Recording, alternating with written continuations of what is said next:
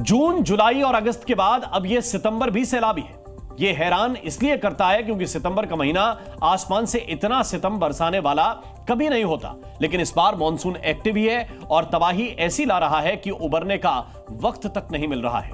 पहाड़ों में पहाड़ दरक रहे हैं, मैदान में घर डूब रहे हैं, गाड़ियां जगह जगह फंसी हुई हैं और जहां जहां जिंदगी फंसी है वहां घंटों से रेस्क्यू ऑपरेशन चल रहे हैं। गुजरात से राजस्थान और हरियाणा से पंजाब, दिल्ली से मध्य प्रदेश, आज की 10 सैलाबी रिपोर्ट आपको दिखाते हैं।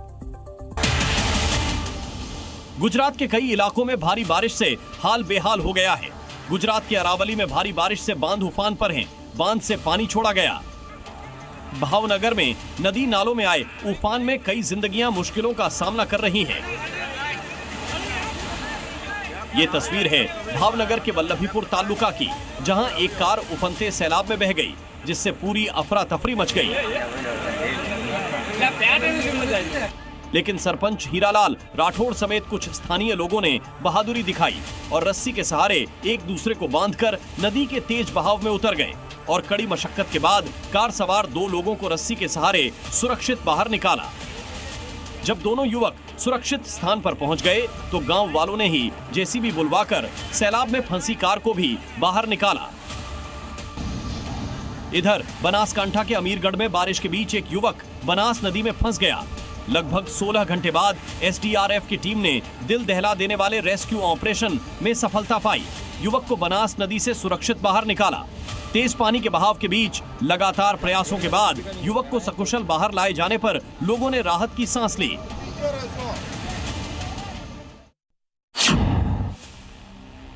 गुजरात में बारिश का असर अहमदाबाद में भी देखने को मिला।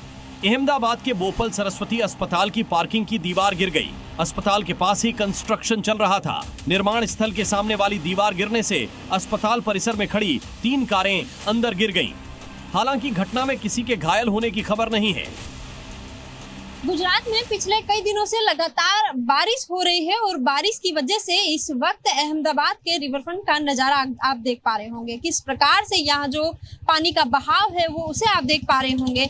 लगातार कई दिनों से अहमदाबाद के सहित अन्य जो जिले हैं, डिस्ट्रिक्ट हैं, वहाँ पे भारी से अति भारी बारिश हुई है और इसी की वजह से जो नदियां हैं उनका इस प्रकार का माहौल यहाँ पे बना हुआ है। अब जरा वडोदरा के जांबुआ गांव की तस्वीर देखिए। पुल पर जांबुआ नदी का पानी आ गया। नदी के तेज बहाव में एक ट्रक फंस गया, जिसके ड्राइवर और क्लीनर अपनी जान बचाने के लिए ट्रक पर चढ़ गए। फायर ब्रिगेड ने दिल दहला देने वाले ऑपरेशन के तहत दोनों को सुरक्षित बाहर निकाला, जबकि ट्रक पूरी तरह पानी में डूब चुका था। हैरानी की बात यह है कि इस पानी में मगरमच्छ होने की संभावना भी काफी ज्यादा है। अब देखिए मोरब्बी की तस्वीरें, जहां खेत में काम कर रहे उत्तराखंड के उत्तरकाशी में एक बार फिर बादल फटने की घटना सामने आई। नौगांव इलाके में बादल फटने से भारी तबाही हुई। बादल फटने की लगातार हो रही घटनाओं से उत्तराखंड का उत्तरकाशी दहला हुआ है। एक बार फिर यहां बादल तोड़ तबाही मची है। नौगांव इलाके में सैलाब से मचा हाहाकार देखिए। कैसे बादल फटने के बाद आया फ्लैश फ्लड सब कुछ बहा ले जाने को आमादा है। कई मकान और गाड़ियां मलबे में दबी नजर आ रही हैं। बाजार पर सैलाब का पूरी तरह कब्जा है। लोग किसी तरह से अपनी जान बचाकर सुरक्षित जगह पहुंच रहे हैं। बादल फटने की घटना के बाद प्रशासन की तरफ से रेस्क्यू ऑपरेशन चलाया जा रहा है।